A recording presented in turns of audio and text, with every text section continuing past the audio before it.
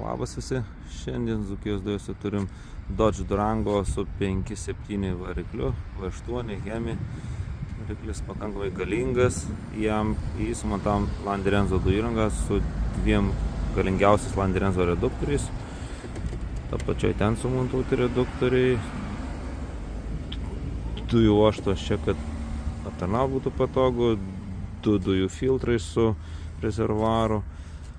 Viskas sumontuota patikimai, kokybiškai, niekas niekur netrukdo, dujų kompiurį sumontavom štai toje vietoje.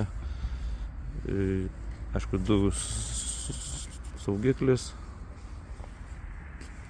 matomoje vietoje. Viskas sumontuota kokybiškai, patikimai. Dujų jungiklį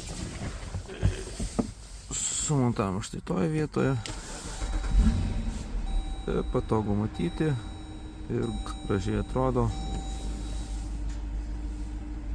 Automobilis persigė dujas, dirba dujomis. Tvarkingai dirba.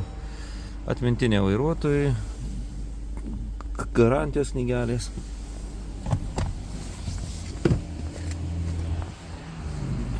Dujų užpylimas sumontuotas prie benzino bako, kaip ir visų. Dujų balionas sumontuotas išorinė 92 litrų, papildomai apsaugotas antikorozinė danga. Šiuo atveju sumontavom Bormek gamintojo dujų balioną.